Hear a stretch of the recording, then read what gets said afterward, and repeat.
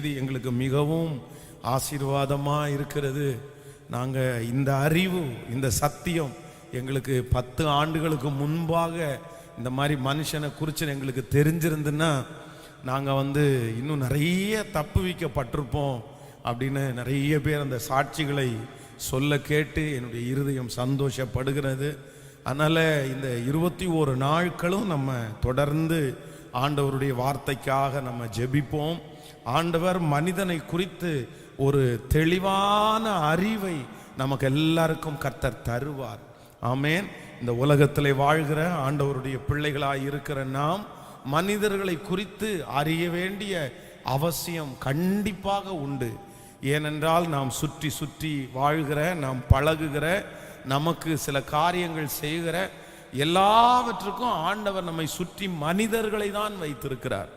அப்போ நம்மை சுற்றி இருக்கிற அந்த முக்கியமான அந்த மனிதர்களை குறித்து நாம் அறிந்து கொண்டால் நம்முடைய வாழ்க்கையை நம்ம வெற்றியாக நம்ம வாழுவோம். யார் முன்பாகவும் நாமும் நம்முடைய பிள்ளைகளும் ஏமாந்து போக மாட்டோம். அதிகமாய் ஒரு மனிதன் பாதிக்கப்படுவது இன்னொரு மனிதன் மூலமாய். சத்ருவாகிய சாத்தானும் சில நேரங்களிலே நேரடியாக நம்மிடத்திலே தாக்குவதில்லை. ஆனால் அவன் மனிதர்கள் மூலமாகத்தான் நம்முடைய வாழ்க்கையை அவன் தொடுகிறான். அப்போ மனிதர்களை குறித்த அறிவு இருக்குமே ஆனால் நாம் சத்துருடைய வஞ்சகங்களுக்கு கூட நம்ம தப்புவிப்போம். அதனால் ஆண்டவருடைய பிள்ளைகள் இந்த செய்தியை எல்லா நாட்களும் ஜெபத்தோடு நீங்கள் கேட்கணும். அதே போல் ஆன்லைன்லையும் நம்ம இந்த செய்தி ஒளிபரப்பாகி கொண்டிருக்கிறது. நண்பர்கள், சொந்தங்கள் எல்லாருக்கும் இதை நீங்கள் இந்த மாதிரி சிச்சுவேஷனில் இருக்கிறவங்களுக்கு நீங்கள் நிறைய பேருக்கு இதை ஷேர் பண்ணி அவர்கள் இதை கேட்கும்படியாக செய்யுங்கள். அது அவங்களுக்கு மிகவும் பிரயோஜனமாக இருக்கும். ஆமேன். இது பொதுவாக கிறிஸ்தவர்களுக்கு மட்டுமல்ல, நிறைய உலகத்தில் இருக்கிறவர்கள், ரட்சிக்கப்படாதவர்களுக்கு கூட இந்த செய்திகள் போய் சேர வேண்டும். அப்போ இதெல்லாம் பைபிளில் எழுதியிருக்கா அப்படின்னு கேட்டு அவங்க ரட்சிக்கப்படுவதற்கு ஏதுவாக இருக்கும். நம்ம இங்கே பேசப்படுகிறது அவர்களுக்கும் புரிகிறது போல தான் இருக்கிறது. அதனால நீங்கள் இதுவும் வெறும் ஆண்டவருடைய பிள்ளைகள் மட்டும்தான் கேட்க முடியும்னு நினைக்காதீங்க. உலகத்தில் இருக்கிறவர்களும் ரட்சிக்கப்படாதவர்களும் இதை புரிந்து கொள்ள முடியும். அதனால் அநேகருக்கு நம்ம இந்த கூட்டத்தை அறிமுக செய்வோம். அதே போல் டெய்லி தனியாக 1 மணி நேரமாவது நம்ம ஜெபிப்போம். ஆண்டவர் பெரிய ஜெயத்தை கர்த்தர் நமக்கு கட்டளையிடுவார். ஹல்லேலூயா. நான் இன்றைய தினத்திலே ஆண்டவருடைய சமூகத்திலே, ஆண்டவரே மனிதர்களை குறித்து எங்களுக்கு தேவையான கவனம் இல்லையென்றால் ஒரு தேவனுடைய பிள்ளை மனிதர்களை குறித்து எதை அறிந்து கொள்ள வேண்டும் என்கிறதை குறித்து நான் ஆண்டவருடைய சமூகத்திலே நான் தியானித்த போது ஆண்டவர் இன்றைக்கும் ஒரு சில வசனங்களை என்னுடைய இருதயத்திலே கர்த்தர் வைத்தார். அந்த வசனத்தை நாம் எல்லாரும் சேர்ந்து வாசிக்க போகிறோம். எடுத்துக்கொள்ளலாம். 2 சாமுவேலின் புஸ்தகத்தை நாம் எடுத்துக்கொள்ளலாம். 2 சாமுவேலின் புஸ்தகம் 17ஆம் அதிகாரத்தை எடுத்துக்கொள்ளலாமா? 2 சாமுவேலின் புஸ்தகம் 17ஆம் அதிகாரம் 14வது வசனத்திலிருந்து நம்ம வாசிக்க போகிறோம். 17ஆம் அதிகாரம் 14வது வசனத்திலிருந்து நம்ம வாசிக்க போகிறோம். அப்பொழுது அப்சலோம் இஸ்ரவேலின் மனுஷர் அனைவரும் அகித்தோப்பேலின் ஆலோசனையை பார்க்கிலும் ஆர்க்கியனாகிய ஊசாயின் ஆலோசனை நல்லது என்றார்கள். இப்படியே கர்த்தர் அப்சலோமின் மேல் பொல்லாப்பை வரப்பண்ணும் பொருட்டு அகித்தோப்பேலின் நல்ல ஆலோசனையை அபத்தமாக்குறதற்கு கர்த்தர் கட்டளை இட்டார். பின்பு ஊசாய், சாதோக், அபியத்தார் என்னும் ஆசாரியர்களை பார்த்து இன்னபடி அகித்தோப்பேல் அப்சலோமுக்கும் இஸ்ரவேல் மூப்பருக்கும் ஆலோசனை சொன்னான். நானோ இன்னபடி ஆலோசனை சொன்னேன். நீங்கள் அப்படியே நீங்கள் 19வது வசனத்தை வாசிக்கலாம். 19வது வசனம் அல்ல, 23வது வசனத்தை வாசிக்கலாம். அகித்தோப்பேல் தன் யோசனையின்படி நடக்கவில்லை என்று கண்டபோது தன் கழுதையின் மேல் சேணம் வைத்து ஏறி தான் ஊரில் இருக்கிற தன் வீட்டிற்கு போய் தன் வீட்டு காரியங்களை ஒழுங்குபடுத்தி 4 கொண்டு செத்தான். அவன் தகப்பன் கல்லறையில் அவனை அடக்கம் பண்ணினார்கள். ஆண்டவருடைய பிள்ளைகளே, இந்த இடத்திலே அகித்தோப்பேல் என்கிற ஒரு மனிதனை குறித்து வேதம் நமக்கு சொல்லுகிறது. இந்த மனிதனை குறித்து நம்ம அதிகமாக வேதத்திலே கேள்விப்பட்டிருக்கிறோம். இவன் யார் அப்படின்னு கேட்டா நீங்க எல்லாருமே சொல்லிடுவீங்க. இவங்க யார் அப்படின்னு சொன்னா தாவீதுனுடைய ஒரு நல்ல ஆலோசனைக்காரன் தான் இந்த அகித்தோப்பேல். இந்த அகித்தோப்பேலை பொறுத்த வரைக்கும் இவனுடைய ஆலோசனை மிகவும் நேர்த்தியான ஆலோசனையாக இருக்கும். அப்பொழுது இருக்கிற ராஜாக்கள் அவர்கள் என்னன்னா ஆலோசனை சொல்லுவதற்கென்று ஒரு கூட்டத்தை அவங்க வச்சிருப்பாங்க. போரிடுறதுக்கு ஒரு கூட்டம் இருக்கும், ஆலோசனை சொல்றதுக்குன்னு ஒரு கூட்டம் இருக்கும், ஒழுங்குபடுத்துறதுக்குன்னு ஒரு கூட்டம் இருக்கும். ராஜாக்கள் ஒவ்வொரு காரியத்தை செய்கிறதற்கும் ஒரு கொஞ்சம் கிரௌட சம்பளம் கொடுத்து வச்சிருப்பாங்க. அப்போ ஒரு யுத்தம் நடக்குதுன்னா அந்த யுத்தத்திற்கு ஆலோசனை சொல்லுவதற்கென்று ஒரு கூட்டத்தை அவர்கள் வைத்திருப்பார்கள். அதுல ரொம்ப பெஸ்டா ஆலோசனை சொல்றது யார் அப்படின்னா இந்த அகித்தோப்பேல் என்கிற மனுஷன் வேதம் இந்த மனுஷனை குறித்து சொல்லும் போது சொல்கிறது, இவனுடைய ஆலோசனை ஆண்டவரே நேரடியா பேசுற மாதிரி இருக்குமாமா. கர்த்தரே ஆண்டவரே நேரடியா பேசினா எப்படி இருக்கும் அந்த மாதிரி ஒரு இன்ச்சு தவறாம அவ்வளோ அழகாய் நேர்த்தியாய் ஆலோசனை சொல்லுகிறவன் தான் இந்த அகித்தோப்பேல். ஆனா இப்ப அப்சலோம் தன்னுடைய தகப்பனாரை துரத்துகிறான். துரத்தும் போது தகப்பனாரும் இந்த தாவீதோடு இருந்த கொஞ்சம் மனுஷர்களும் அப்சலோமுக்கு பயந்து அவங்க ஒரு மலையில போய் ஓடி போறாங்க. ஆனா இந்த அகித்தோப்பேல் என்ன நினைக்கிறான் அப்படின்னு சொன்னா ராஜாவை அவன் கொன்றுவான், அதற்கு பிறகு அப்சலோம் தான் ராஜாவாவான். அதனால நம்ம தாவீதோட போகாம இங்கேயே இருந்துட்டோம் அப்படின்னு சொன்னா இந்த அப்சலோமுக்கு ஆலோசனை சொல்லி அவனுடைய தகப்பனாரை கொன்று நம்ம இங்க ராஜாவுக்கு அசிஸ்டண்டா இருக்கலாம்னு ஒரு பெரிய திட்டத்தை போடுறாங்க. அதே மாதிரி தாவீதோட தான் இந்த மனுஷன் போகணும் அகித்தோப்பேல். ஆனா தாவீதோட போக மாட்டான், தன்னுடைய தாவீதனுடைய மகன் அப்சலோமோடு கூட இருந்து விடுவான். இப்போ தன்னுடைய தகப்பனாரை கொல்றதற்காக இந்த அப்சலோம் நிறைய திட்டத்தை போடுறான். திட்டத்தை போடும்போது அகித்தோப்பேல் தன்னுடைய தகப்பனுடைய பலமும் தெரியும் பலவீனமும் தெரியும். ஏன் அப்படின்னா தாவீதோடு கூட அநேக நாட்கள் டிராவல் பண்ணவன் தான் இந்த அகித்தோப்பேல். உடனே அழகா ஒரு ஸ்கெட்ச் சொல்றான், அப்படி ஒரு ஸ்கெட்ச் போடுறான். உங்க அப்பாவை இன்ன இடத்துல இப்படி போய் இந்த மாதிரி சந்திச்சு இந்த மாதிரி தூக்கணும் அப்படின்னா உங்க அப்பாவை ரொம்ப அழகா ஈஸியா தூக்கிடலாம். மற்றபடி உங்க அப்பாவை அவ்வளவு சீக்கிரமா தூக்க முடியாது. உங்க அப்பாவை கொல்றதற்கு உங்க அப்பாவை தூக்குறதுக்கு இதுதான் ஐடியான்னு ஒரு பர்ஃபெக்டான ஐடியாவை அப்சலோம் இடத்துல கொடுப்பான். கவனிங்கள், தாவீது மலையில போனாலும் அப்சலோமு கூட எத்தனையோ பேர் இருக்கிறாங்க, படையில இருக்கிறவங்க இருக்கிறாங்க, மிலிட்டரியில இருக்கிறவங்க இருக்கிறாங்க. ஆனா தாவீதுக்கு யாரை பற்றியுமே கவலை இல்லை. யாரை பற்றி மட்டும்தான் கவலைன்னா இந்த அகித்தோப்பேலை குறிச்சு மட்டும்தான் கவலை. ஏன் அப்படின்னா தாவீது அங்கேயே பயப்படுறான், என் மகனோட இந்த அகித்தோப்பேல் மட்டும் இருந்துட்டான் அப்படின்னா என்னை ஈஸியா கொன்றுவான். ஏன்னா அகித்தோப்பேல் அழகா ஆலோசனை சொல்லுவான். அதனாலதான் தாவீது அவ்வளவு நெருக்கத்தின் மத்தியிலையும் ஆண்டவரை பார்த்து கெஞ்சுகிறான், ஆண்டவரே நீர் அகித்தோப்பேலின் ஆலோசனையை அபத்தமாக்குவீராக ஜெபம் பண்றான்.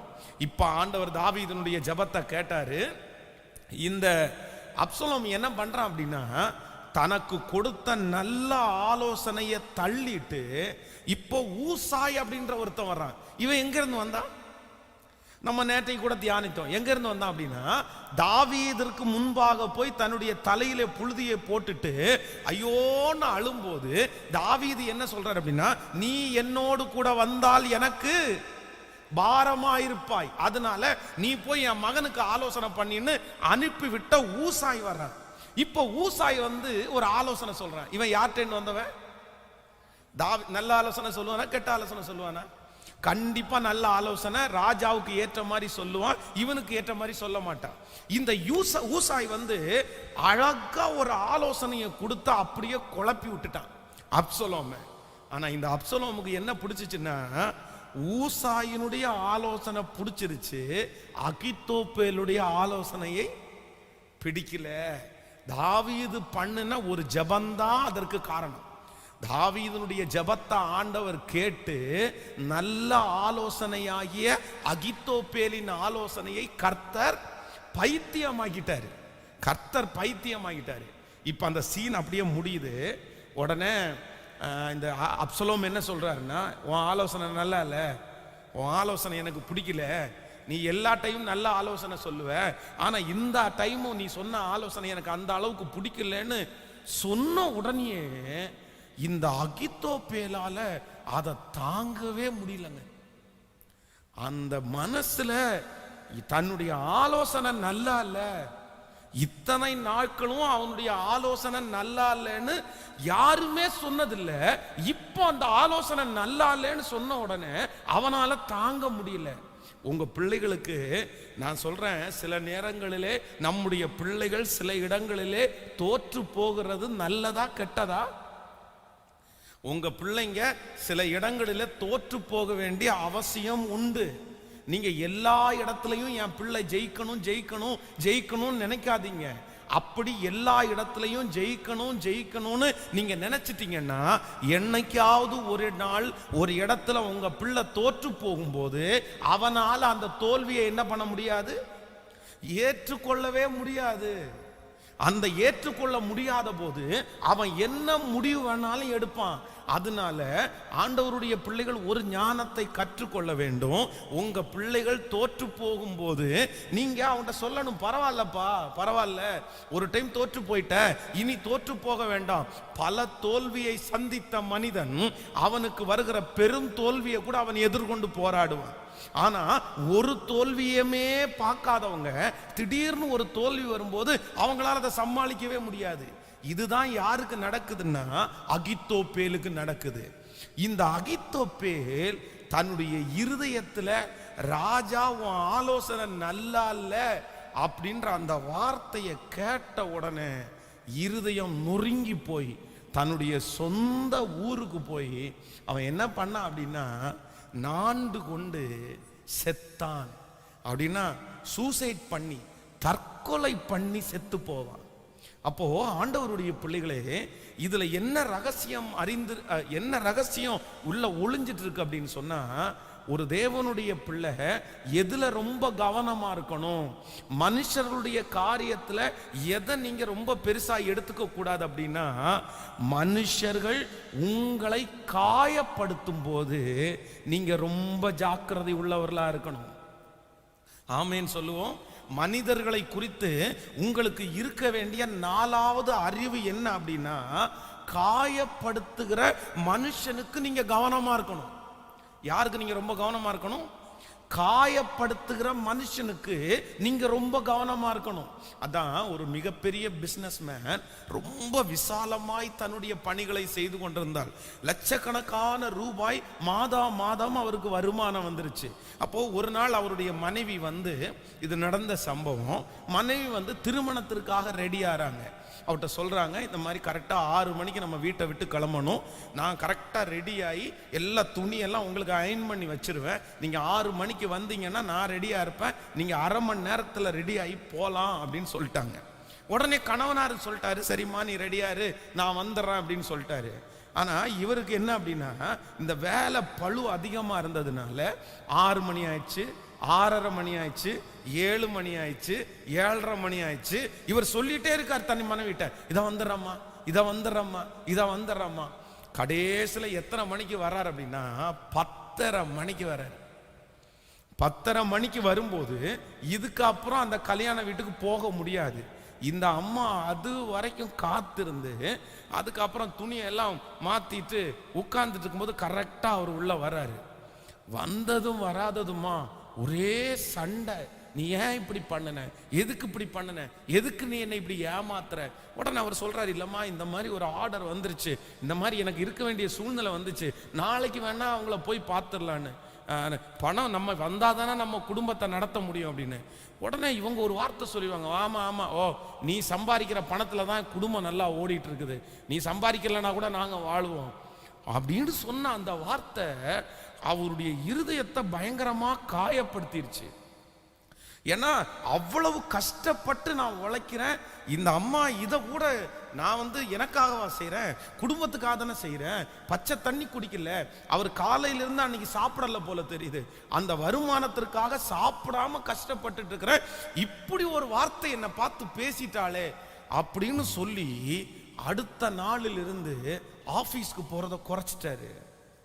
ஆபீஸ் போறதை குறைச்சு அந்த பணமெல்லாம் நஷ்டமாகி அந்த கம்பெனியை இழுத்து மூடி அவர் குடியிருந்த வீட்டை விற்று சாதாரணமான ஒரு மனிதனாய் மாற்றப்பட்டார்.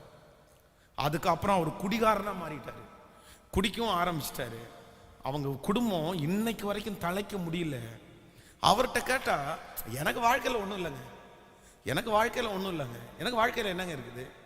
அந்த ஒரு வார்த்தை அவருடைய மனசுல காயமாகி தன்னுடைய தரிசனத்தையே இழந்து இப்ப அந்த குடும்பம் ஒன்றும் இல்லாம. ஆனா அந்த மனைவி அதுக்கப்புறம் போய் நிறைய டைம் அவட்ட சாரி கேட்டாங்க. சரிங்க, தெரியாம நான் சொல்லிட்டேங்க, அவசரமா நான் சொல்லிட்டேங்க, நான் தான் அவசரப்பட்டா என்ன பேசுவேன்னு எனக்கு தெரியாது இல்லைங்க, அதனால மனசுல இருந்தா பேசுறோம், எல்லாரும் தவறதான். எத்தனையோ அவர்கிட்ட போய் அவர் ஒரு உலகத்தா மனுஷன், எத்தனையோ போய் அவர்கிட்ட சொன்ன போதிலுமே அவர் அதை கேட்கவே இல்லைங்க, கேட்கவே இல்லை. அப்போ ஒன்று நினைத்து கொள்ளுங்கள் ஆண்டவருடைய பிள்ளைகளே, மனுஷர்கள் உங்களை காயப்படுத்தும் போது காயப்படுத்தப்படாத மனிதர்கள் இல்லை. ஆனா நீங்க காயப்படுத்தும் போது நீங்க அதை சரியா கையாளல அப்படின்னா உங்க எதிர்காலமே ஒன்றும் இல்லாம போயிடும். இன்னைக்கு நிறைய பேரு தங்களுடைய வாழ்க்கையிலே கீழே விழுந்ததுக்கு என்ன காரணம் தெரியுமா? மனுஷனுடைய காயமான வார்த்தைகள். குடும்பத்தை சரியா கவனிக்காம இருக்கிறதுக்கு என்ன காரணம் தெரியுமா? மனுஷனுடைய வார்த்தைகள். அவங்க வீட்டை கூட்டாததுக்கு, வீட்டை கிளீனா வைக்காததுக்கு, சம்பாதிக்காததுக்கு, இந்த மாதிரி நிறைய காரியங்கள். இந்த ஜபத்துல இருக்கிறவங்க கூட அப்படி இருப்பீங்க. ஒரு காலத்துல நீங்க வேகமா இருந்தவங்க, ஒரு காலத்துல தரிசனத்தோடு இருந்தவங்க, ஒரு காலத்துல குடும்பத்தை நடத்தணும்னு அப்படி காலடி எடுத்து வச்சீங்க.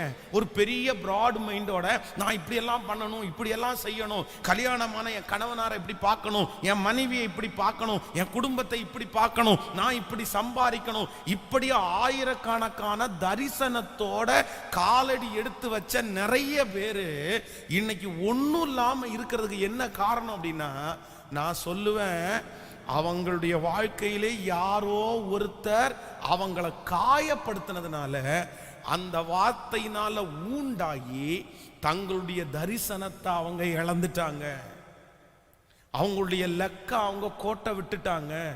நான் சொல்றேன், திறப்பிலே நிற்கிற ஒரு மனுஷன், வாழணும்னு நினைக்கிற ஒரு மனுஷன், சாதிக்கணும்னு நினைக்கிற ஒரு மனிதன், தரிசனம் இருக்கிற ஒரு மனிதன், அநேக காயங்களை நீங்கள் ஏற்றுக்கொண்டுதான் ஆக வேண்டும். மனுஷங்க காயப்படுத்துறதை எல்லாத்தையுமே நீங்க மனசுக்குள்ளேயே வச்சிருந்தீங்கன்னா, மனுஷன் உங்களை காயப்படுத்துறதற்கு நீங்க உங்களை ஒப்பு கொடுத்தீங்கன்னா, நான் சொல்றேன், இந்த உலகத்துல ஒரு வெற்றியான வாழ்க்கை வாழவே, சொல்லுங்க சத்தமா, வாழவே முடியாது, வாழவே முடியாது. சிலர் 10 வருஷமா அதை நினைச்சிட்டு இருக்காங்க, 5 வருஷமா அதை நினைச்சிட்டு இருக்காங்க. என்னதான் இருந்தாலும் அவன் என்ன இப்படி பேசிட்டானே, அவன் என்ன இப்படி பேசிட்டானே, அவன் இப்படி என்ன பேசலாமா, ஏன் இப்படி அவன் என்ன பேசினான், நான் என்ன பண்ணினேன், என்ன துரோகம் பண்ணினேன், நான் இனி அவன்கிட்ட பேச மாட்டேன், நான் இனி அந்த காரியத்தை செய்ய மாட்டேன். பிள்ளைய நீ பார்த்துக்கோ, குடும்பத்தை நீ பார்த்துக்கோ, சம்பாத்தியத்தை நீ பார்த்துக்கோ, கடனை நீ அடைச்சுக்கோ. இந்த ஜபத்தில் இருக்கிற யாராவது ஒருவர் நீங்கள் அப்படி இருப்பீர்களே ஆனால், கர்த்தர் உங்களை பார்த்து பேசுறாரு, மனுஷனுடைய காயப்படுத்துகிற வார்த்தைகளை நீ கவனித்தாயானால், அதற்கு ரொம்ப ஃபீல் பண்ணீங்கன்னா, நீங்க இந்த உலகத்துல ஒன்றுமே சாதிக்க முடியாது. ஆமேன் சொல்லுங்கள். இந்த பலிபீடத்துல நான் நிக்கிறேன் அப்படின்னா, இந்த ஊழியத்தை நாங்கள் செய்கிறோம் அப்படின்னு சொன்னா சும்மா வரல. எத்தனையோ மனுஷனுடைய காயமான வார்த்தைகள் உள்ளே இருந்து கொண்டுதான் இருக்குது. நிறைய மனிதர்கள் மறக்க முடியாதபடியெல்லாம் காயப்படுத்தி இருக்காங்க. அவங்க வார்த்தைகளால இருதயத்தை குத்தி கிழிச்சிருக்காங்க, அப்படியே அசிங்கமா பேசியிருக்காங்க, காரி துப்புனது மாதிரி பேசியிருக்காங்க. ஆனா நான் நம்புறேன், எல்லா மனுஷர் பேசுகிற காயங்களையும் ஏற்றுக்கொண்டு சரி பரவாயில்ல, அடுத்த நேரத்துல அந்த மனுஷனிடத்துல நல்லா பேசி, அடுத்த நேரத்துல அந்த மனுஷனுக்கு செய்ய வேண்டியது எல்லாவற்றையும் செய்து, அப்படி நடக்கிறதுனால தான் ஊழியம் செய்ய முடியுது. இல்லைன்னா ஊழியம் செய்ய முடியாது. எனக்கு தெரியும், இந்த ஜெபத்துல இருக்கிற நிறைய தாயார், நிறைய தகப்பனார், நீங்க நிறைய மனசுல உங்களை ரொம்ப காயப்படுத்திட்டாங்க. ஆனா அந்த காயத்தை எல்லாம் நீங்க தாங்கிட்டு தான் உங்க பிள்ளைகளுக்கு பணிவிடை செய்றீங்க, உங்க கணவனாருக்கு பணிவிடை செய்றீங்க, உங்க மனைவிக்கு சம்பாரிச்சு கொடுக்குறீங்க. நீங்க மட்டும் அந்த காயமான வார்த்தைகளை மனசுல வச்சிருந்தா நீங்க இந்த வீட்டுல இருக்க மாட்டீங்க, அந்த குடும்பத்துல நீங்க இருக்க மாட்டீங்க. அது தெரியும். அப்போ இன்னைக்கு வருகிற ஒவ்வொரு சன்னதிக்கும் ஆண்டவர் பேசுறாரு. ரொம்ப முக்கியம் என்ன அப்படின்னா, மனுஷனை குறித்து நீங்க எதுல ரொம்ப கவனமா இருக்கணும் அப்படின்னா, அவர்கள் காயப்படுத்தும் போது அந்த காயம் உங்களை அழிச்சிடக்கூடாது. அதுல நம்ம எப்படி இருக்கணும் அப்படின்னா, கவனமா இருக்கணும். ஆமென் சொல்லுங்கள். அப்போ ஆண்டவரிடத்துல கர்த்தருடைய பிள்ளைகள் கேட்கணும். நான் சொல்றேன், ஆவிக்குரிய வாழ்க்கையில கூட நிறைய பேர் பின்தங்கி கிடக்குறாங்க. ஆவிக்குரிய வாழ்க்கையில ஒரு நாள் ஆண்டவருக்காக வாழ்ந்தவர்கள் இன்றைக்கு எல்லா கிருபையும் இழந்து கிடக்குறாங்க. ஏன் இந்த கிருபையை இழந்தாங்கன்னா, வேற யாராலையும் இல்லைங்க. பாஸ்டர் பேசின ஒரு வார்த்தை, சர்ச்சினுடைய அந்த மூப்பர் பேசின ஒரு வார்த்தை, அந்த ரட்சிப்புக்குள்ள நடத்தின அந்த மனுஷன் பேசின ஒரு வார்த்தை, அந்த வார்த்தையை மனசுல கேட்டு இவங்க போய் இப்படி காயப்படுத்திட்டாங்களே, என் பாஸ்டரே என்ன காயப்படுத்திட்டாரு, என்ன ரட்சிப்புக்குள்ள நடத்தின இவரே என்ன காயப்படுத்தினாரே அப்படின்னு இன்னைக்கு ஆவிக்குரிய வாழ்க்கையிலே பின்தங்கி கிடக்கிற எத்தனை பேர் இருக்கிறாங்க தெரியுமா? எத்தனை பேர் தெரியுங்க? மனுஷன் காயப்படுத்தும் போது எல்லாவற்றையும் ஏற்றுக்கிட்டீங்கன்னா இந்த உலகத்துல நம்மளால என்ன பண்ண முடியாது? சொல்லுங்க, பக்கத்துல இருக்கிற கையை பிடிச்சு சொல்லுங்க. மனுஷங்க காயப்படுத்தும் போது அதையே நினைச்சிட்டு இருந்தீங்கன்னா உங்களால ஒன்றும் பண்ண முடியாது, ஒன்றும் பண்ண முடியாது. பிள்ளை பேசிருச்சு, என்ன பண்றது, தெரியாம பேசிட்டா அப்படின்னு தான் நம்ம நினைக்க முடியும். இல்ல, சில காயங்கள் ஆறாத வடுதான். ஆனா நம்ம வாழணும்னா, நம்ம தரிசனத்தை நிறைவேற்றணும்னா அதெல்லாம் பெருசா எடுத்துக்க. ஆமென் சொல்லுங்கள். யார் வேணாலும் என்னை காயப்படுத்தலாம், ஆனா அதற்காக என்னுடைய லக்கை, என்னுடைய தரிசனத்தை ஒரு நாள் என்ன பண்ண மாட்டேன்னா விட்டுறவே மாட்டேன். நான் விட்டுறவே மாட்டேன். நான் ஒரு முடிவு எடுத்தேன்ல, நான் அதுல நிலைத்திருப்பேன். நான் ஒரு தீர்மானம் எடுத்திருக்கேன், அதுல நான் நிலைத்திருப்பேன். எத்தனை பேர் வேண்டுமென்றாலும் பேசட்டும், இல்லை, அதை குறித்து நான் கவலைப்படுவதே இல்லை. ஆமென். கைகளை உயர்த்தி எல்லாரும் ஆண்டவரிடத்துல கேளுங்க, எனக்கு ஒரு பலன் தாருங்கப்பா. நான் தான் அப்படி இந்த சத்தத்தை கேட்டு கொண்டிருக்கிறேன். எனக்காக தான் ஆண்டவர் பேசுறாரு.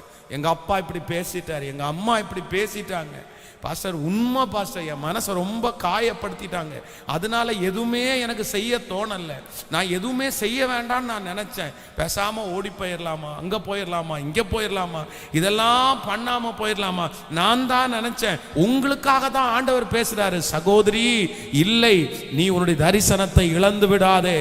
அந்த காயங்களை எல்லாம் தாங்கிக்கொள், அந்த காயங்களை எல்லாம் சகித்துக்கொள். நீ ஆராதிக்கிற உன் தேவன் காயம் கட்டுகிற கர்த்தர். அவர் காயம் கட்டுகிற கர்த்தர். உன்னுடைய காயங்களை கர்த்தர் ஆற்ற வல்லவராயிருக்கிறார். ஆமென். என்னுடைய காயமெல்லாம் கர்த்தர் ஆற்றுகிறவர். ஆமென். ஹல்லேலூயா. அப்போ ஆண்டவருடைய சமூகத்தில் இந்த நாள் முழுக்க ஆண்டவருடைய பிள்ளைகள் ஜெபிக்கணும். என்னை யாரும் என்ன பண்ண முடியாதுன்னா, என்னை காயப்படுத்த முடியாது. எனக்கு யாருடைய வார்த்தைகளும் என்ன பண்ண முடியாதுன்னா காயப்படுத்த முடியாது. ஆமென். அதுக்காகவே வருவாங்க. அன்னாளை பாருங்க, அவ்வளவு சந்தோஷமான நாட்களிலையும் அவளுடைய இருதயத்தை கஷ்டப்படுத்துறதற்கு, காயப்படுத்துறதுக்குன்னா அங்க ஒருத்தங்க இருந்தாங்க பாருங்களேன். எல்லாரும் சந்தோஷமா இருக்கும்போது இந்த அம்மாவும் இன்னைக்கு சந்தோஷமா இருக்கட்டும்னு நினைக்கல. அப்போ நம்மளை காயப்படுத்துறதுக்குன்னு சில மனிதர்கள் வருவார்கள். நம்முடைய காரியத்தை எல்லாம் அவங்க புரிஞ்சுக்க மாட்டாங்க. ஆனா நம்ம அதை என்ன பண்ணக்கூடாதுன்னா காயமா எடுத்துக்க கூடாது. ஆமோதிக்கிறீங்களா? விசுவாசிக்கிறீங்களா? ஏனென்றால் நமக்கு காயம் கட்டுகிற கர்த்தர் ஒருவர் இருக்கிறார். அவரே நமக்கு காயம் கட்டுவார். ஹல்லேலூயா. காயங்கள் ஆற்றும் வைத்தியர் அவர். காயங்கள் ஆற்றும் வைத்தியர். ஆமென். காயங்கள் ஆற்றும் வைத்தியர், கருத்தாய் விசாரிக்கும் சிநேகிதர், உன்னையும் என்னையும்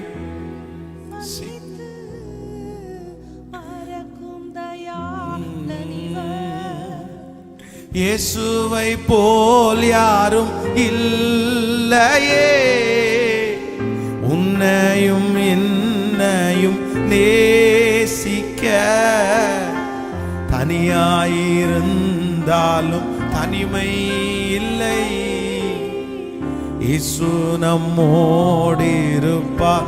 இயேசுவை போல் யாரும் இல்லை, இயேசுவை போல் யாரும் இல்லையே, உன்னையும் என்னையும் நேசிக்க, தனியாயிருந்தாலும் தனிமை இல்லை, இயேசு நம்மோடு இருப்பார். ஹல்லேலூயா. ஆமென் சொல்லுங்கள். நான் இன்றைக்கு வேதத்திலிருந்து அந்த பாதையிலே கடந்து வந்த சிலருடைய வாழ்க்கையே உங்களுக்கு நான் காண்பிக்க போறேன். வேதத்தில் நான் சொல்றேன், ஆண்டவருக்காக பயன்பட்ட பெரிய சாதனைகளை சாதித்த அநேக ஆண்டவருடைய பிள்ளைகள் இந்த பாதையில தான் கடந்து வந்திருக்கிறாங்க. அவங்க காயங்களை எல்லாம் அவங்க என்ன பண்ணிட்டாங்கன்னா தாங்குறவங்களா தான் இருந்தாங்க. சோ காயத்தை தாங்காத ஒரு மனுஷன் கண்டிப்பா ஒரு தலைவனாக தலைவியாகவே முடியாது. நீங்க அதை ரொம்ப கவனமா கவனிச்சுக்கிங்க. தலைவனை காயப்படுத்த மாட்டாங்க, தலைவிய காயப்படுத்த மாட்டாங்கன்னு நினைக்காதீங்க. ஒரு எந்த இடத்துல தலைவனா இருக்கிறானோ அந்த தலைவனுக்குத்தான் காயங்கள். சத்தமா சொல்லுங்க. ஒரு வீட்டில் ஒரு கணவன் மனைவி இருக்கிறாங்க. அந்த கணவன் மனைவியினுடைய வாழ்க்கையில அதிகமான காயங்கள் கணவனுக்கா மனைவிக்கா? நான் என்ன சொல்றேன்னா, நிறைய மனைவி என்ன சொல்லுவாங்கன்னா, எனக்கு தான் பாஸ்டர் காயம் அதிகம், என்னதான் அவர் அப்படியெல்லாம் பேசுறாரு, என்னதான் இவர் இப்படி எல்லாம் பேசுறாரு, அவர் கேட்கிற கேள்வி எல்லாம் சாதாரணமான கேள்வியா? நான் சொல்லுகிறேன், சிலருடைய வீடுகளிலே உங்களுடைய காயம் ரொம்ப எக்ஸ்ட்ரீமா இருக்கலாம். ஆனா அதிகமான காயத்தை சுமக்கிறது யார் அப்படின்னா கணவன்மார். நிறைய பேர் அதிகமான காயத்தை சுமக்கிறாங்க. நம்ம சில சகோதரிகள் வேலைக்கு போகாதவர்கள் வீடுகளிலே நீங்கள் இருக்கிறீர்கள். வீடுகளிலே இருக்கிறவங்களுக்கு அந்த காயங்கள் தெரியாது. ஆனா வெளியே ஒரு 1000 ரூபாய் சம்பாதிக்கும் போது எத்தனை பேர் காயப்படுத்துவார்கள் தெரியுமா? எத்தனை பேர் காயப்படுத்துவாங்க. நிறைய சகோதரிகளுக்கும் காயங்கள் இருக்கிறது. அதனால நம்ம வளர வளர நம்முடைய காயங்கள் அதான் உலகத்துல ஒரு பழமொழி சொல்லுவாங்கல்ல, காய்ச்ச மரத்துக்கு தான் கல்லடி விழுவாமா. நம்ம ஊர்ல மாமரம் இருக்குன்னா அந்த மாமரத்துல ஒரு காயும் இல்லைன்னா அந்த மாமரத்துல யாரும் கல்லறிய வேண்டிய அவசியம் இல்லை. ஏன்னா ஒரு காயும் அந்த மாமரத்துல இல்லை. ஆனா எந்த மாமரம் அதிகமாய் காய்த்து இருக்கிறதோ அந்த மரத்துல தான் கல்லை தூக்கி வீசுவாங்க. அப்போ நம்ம வளர வளர வளர சிலதெல்லாம் என்னென்ன பேசுவாங்க தெரியுமா? கஷ்டமா இருக்கும். அப்படி ஒரு விஷயம் நம்ம பொதுவாக சாதாரணமாகத்தான் என்னை பொறுத்தவரை நான் கர்த்தருக்கு முன்னாடி சொல்றேன். இப்போ நம்முடைய இந்த சேனல் நம்ம போயிட்டு இருக்கு அப்படின்னா அந்த சேனல்ல ஒரு கூகுள் பே நம்பர் அப்படின்னு ஒன்று கொடுத்துருக்குது. எதுக்காக அது கொடுத்துருக்குறோம் அப்படின்னு சொன்னா, அந்த லாக்டவுன் டைம்ல எல்லாருக்கும் நம்ம சர்ச்சில் உள்ளவங்களுக்கு தொடர்பு கொள்ள முடியல அப்படின்னா யாராவது நம்முடைய ஊழியத்துக்கு ஒரு காணிக்கை செலுத்த வேண்டும் என்று நினைப்பாங்க. அவங்க வெளியே இருப்பாங்க. அவங்க இன்னைக்கெல்லாம் நிறைய வசதிகள் வந்ததுனால சரி இதுல கூட அனுப்பலாமே அப்படின்னு சொல்லி அதை நம்ம போட்டிருக்கோம். மற்ற மாதிரி அதை ஒரு காரணத்திற்காகவோ ஒரு நோக்கத்திற்காகவோ அல்ல. நமக்கு மற்றவங்களுக்கு அது பிளஸ்ஸா இருக்கும், அது ஈஸியா இருக்கும். எல்லாருக்கும் அங்கிருந்து கொண்டு கொடுத்து ஜெபம் பண்றதுக்கு இன்னைக்கு டைம் நிறைய பேருக்கு இருக்காது. அதனால அழகா அனுப்பிட்டாங்கன்னா வந்துடும். அதுக்காக அப்போ ஒருத்தர் எனக்கு ஃபோன் பண்ணி எங்கிட்ட பேசினாரு. பேசும்போது என்ன சொன்னார் தெரியுமா? கேட்டாரு, ஏன் என்ன உங்க சேனல்ல கூகுள் பே நம்பர்லாம் போட்டிருக்கீங்க அப்படின்னு. நம்ம யூஸ் பண்றது நம்ம சர்ச் சேனலு, அது நம்ம வைத்திருக்கிறோம், நம்ம வீடியோ போஸ்ட் பண்றோம். அப்படி அவங்க கேட்கணும்னு கிடையாது. உடனே அடுத்த வார்த்தை நான் அவரை பார்த்து கேட்கலாம், ஏன் நான் வச்சிருக்க சேனல் நான் போட்டிருக்கேன், நீங்க என்ன பிரதர் அப்படின்னு கூட கேட்டிருக்கலாம். ஆனா நான் ஒன்றும் சொல்லலை, சொல்லுங்க பிரதர் அப்படின்னு. இல்லை ஏன் அப்படி போட்டீங்க? அப்போ நான் சொன்னேன், இந்த மாதிரி எங்களுடைய நம்ம ஊழியத்தை நேசிக்கிற பிள்ளைங்க கூட நிறைய பேர் இருக்காங்க, அவங்களுக்கு வசதியாக இருக்கிறதுக்காக. அது என்ன அப்படி, அதெல்லாம் அப்படி போடக்கூடாதே, யார் உங்களுக்கு இப்படி தான் உபதேசம் பண்ணாங்களா? காட்டு பூட்டு அப்படின்னு கத்துறாரு.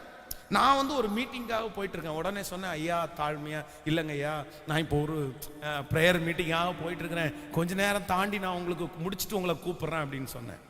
அப்போ அந்த ப்ரேயர்லாம் முடிச்சுட்டு திரும்ப பார்த்தீங்கன்னா அகைன் திரும்ப கால் பண்ணுறாரு. நான் அந்த கால் எடுக்கலை, திரும்ப அகைன் கால் பண்ணுறாரு. அப்போ அடுத்து கால் எடுத்துட்டு, ஐயா எனக்கு அப்படியெல்லாம் பேச தெரியாது, நான் அப்படியெல்லாம் யோசிக்கல, நீங்கள் நினைக்கிறது மாதிரி எதுவும் இல்லை, அப்படி ஒருவேளை உங்களுக்கு மனசுக்கு அது கஷ்டமாக இருந்ததுன்னா நான் உங்களுக்கு வருத்தப்பட்டு உங்கள்கிட்ட சாரி தான் நான் கேட்கணும் அப்படின்ட்டு ஃபோனை வச்சுட்டேன். அப்போ எனக்கு கஷ்டமாக தான் இருந்துச்சு. அப்போ என் நண்பர் ஒருத்தர் சொல்லும்போது சொன்னார், ஏன் பாஸ்டர் நீங்கள் அப்படியெல்லாம் நீங்கள் என்ன நீங்கள் சொல்ல வேண்டியதானே ஒரு வார்த்தை, ஸ்ட்ராங்காக பேசுங்க பாஸ்டர், அவங்க கேட்கறதுக்கு என்ன அப்படின்னு கேட்டார். இல்லை வேணாம் விட்டுங்க அப்படின்னு விட்டாச்சு.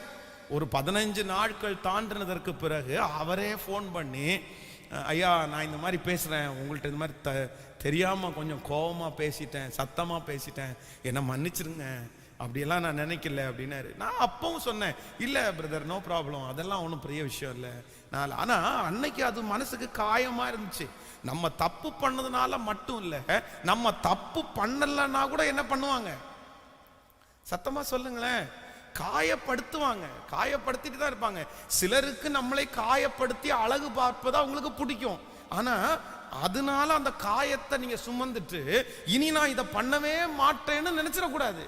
அதனால நம்ம உயர உயர உயர பார்த்தீங்கன்னா கண்டிப்பாக நமக்கு என்ன விழும் அப்படின்னு சொன்னா காயங்கள் ஏற்படும். அப்போ வேதத்துல ஒரு சில காரியங்களை நம்ம தியானிச்சு முடிக்கலாம். நீங்கள் 1 ராஜாக்களின் புஸ்தகத்தை எடுத்துக்கொள்ளுங்கள். 1 ராஜாக்களின் புஸ்தகம் 19வது அதிகாரத்தை எடுத்துக்கொள்ளலாமா? 1 ராஜாக்களின் புஸ்தகம் 19ஆம் அதிகாரத்திலே 2வது வசனத்தை நம்ம வாசிக்க போறோம். 19ஆம் அதிகாரம் 19ஆம் அதிகாரத்திலே 2வது வசனத்தை வாசிக்கலாம். அப்பொழுது யேசபேல் எலியாவினிடத்தில் ஆள் அனுப்பி அவர்களில் ஒவ்வொருவருடைய பிராணனுக்கு செய்யப்பட்டது போல நான் நாளைக்கு இந்நேரத்தில் உன் பிராணனுக்கு செய்யாதே போனால் தேவர்கள் அதற்கு சரியாகவும் அதற்கு அதிகமாகவும் எனக்கு செய்ய கடவார்கள் என்று சொல்ல சொன்னாள். அவனுக்கு அது தெரிந்த போது எழுந்து தன் பிராணனை காக்க யூதாவை சேர்ந்த பெயர்சபாவுக்கு புறப்பட்டு போய் தன் வேலைக்காரனை அங்கே நிறுத்திவிட்டான். கவனிங்க ஆண்டவருடைய பிள்ளைகளே, இங்கே எலியா தீர்க்கதரிசியை குறித்து வேதம் சொல்லுது, இவர் ஒரு மிக வெற்றியான ஒரு தீர்க்கதரிசி. இவர் சாதாரணமான ஆள் கிடையாது. இவர் மூலமாய் ஆண்டவர் பண்ணின பெரிய பெரிய மிராக்கிள்ஸை நம்ம பார்க்கும்போது நம்முடைய கண்களுக்கே பிரமிப்பா இருக்குது. ஆனா இப்படிப்பட்ட ஒரு ஸ்ட்ராங் மேன், ஒரு விசுவாச வீரன், ஒரு மிகப்பெரிய தைரியசாலி, ஆனா யேசபேல் என்கிற ஒரு பாவி, ஒரு மோசமான கேரக்டர் உள்ள ஒரு லேடி. ஆனா அந்த லேடி இவருக்கு முன்பாக சவால் விடுது. இவ்வளவு ஒரு நல்ல தீர்க்கதரிசிய அசுத்தமா பேசி நாளைக்கு உன் உயிரை எடுப்பண்டா அப்படின்னு சவால் விடுது. எலியா என்ன நினைச்சாரோ தெரியல, கர்த்தர் கை விட்டுருவாரோன்னு நினைச்சாரோ தெரியல. ஏன்னா ஆண்டவரை பொறுத்த அளவுல எப்ப நம்மளை எப்ப எப்ப அவருடைய பிள்ளைகளா இருக்கிற அவருக்கு எப்போ மரணத்தை அனுமதிக்கிறாருன்னு சொல்ல முடியாது. தீர்க்கதரிசிகளை ஆண்டவர் என்ன எப்படி பாதையில் வேணாலும் நடத்துவாரு. சில நேரத்தில் அவமான பாதையில் நடத்துவாரு, சில நேரத்தில் ஆசீர்வாதமான பாதையில் நடத்துவாரு. ஆண்டவர் எப்படி நடத்த போறாரோன்னு நினைச்சு வருத்தப்பட்டாரு தெரியல. ஆனா அந்த அம்மா பேசின வார்த்தை அவருடைய இருதயத்தை ரொம்ப பாதிச்சிருச்சு. அவ்வளவு பெரிய ஊழியக்காரனுடைய இருதயத்தை உடைச்சு ஆண்டவரை பார்த்து கேட்கிறாரு, ஆண்டவரே என் பிராணனை எடுத்துக்கொள்ளும், என் பிதாக்களை பார்க்கலாம் நானு நல்லவன் அல்ல, நல்லவன் அல்ல. அப்போ ஒரு மிகப்பெரிய தீர்க்கதரிசிக்கே என்ன வருது அப்படின்னா, மனுஷனுடைய வார்த்தையை கேட்கும் போது என்ன வருது, சோர்வு வருது. ஆனா அந்த சோர்வை மாற்றும்படியாய் ஆண்டவரே அவனுக்கு தூங்க வச்சு, அவனை தூங்கி நல்லா முடிச்சதுக்கு அப்புறம் எழுப்பி தட்டி கொடுத்து, வேதம் சொல்லுது அவனுக்கு அப்பத்தையும் தண்ணீரையும் கொடுத்து, அந்த பலத்தினால அவன் ஒரே என்னும் பர்வதம் மட்டும் நடந்தானாம். அப்போ நான் நம்புறேன், இந்த ஜபத்துல யாரெல்லாம் மனுஷனுடைய வார்த்தையை கேட்டு சோர்ந்து போயிருக்கிறீங்களோ, என் பிள்ளை என்ன இப்படி பேசிட்டான் பாஸ்டர், கணவனார் இப்படி பேசிட்டார் பாஸ்டர், என் மனைவி இப்படி பேசிட்டாங்க, என் இருதயம் ரொம்ப காயப்பட்டிருக்குது, நான் நம்புறேன் கர்த்தர் தான் இன்றைக்கு இந்த ஊழியக்காரன் மூலமாய் வார்த்தையை அனுப்பி சொல்லுகிறார். அது ஒன்றும் பெருசில்ல. பரிசுத்தவான்களுக்கு, ஆண்டவருடைய பிள்ளைகளுக்கு, சாதிக்கணுன்ற விருப்பம் உள்ளவர்களுக்கு கண்டிப்பாக மனிதனுடைய வார்த்தைகளால் அவர்கள் காயப்படுவார்கள். ஆனால் காயப்படும் போது நீ சோர்ந்து போகாதே, நீ மனம் தளராதே. உன்னுடைய காயங்கள் பெரிய ஊழியங்களை செய்யும். உன்னுடைய காயங்கள் பெரிய இடத்திலே உன்னை கொண்டு போய் நிறுத்தும்.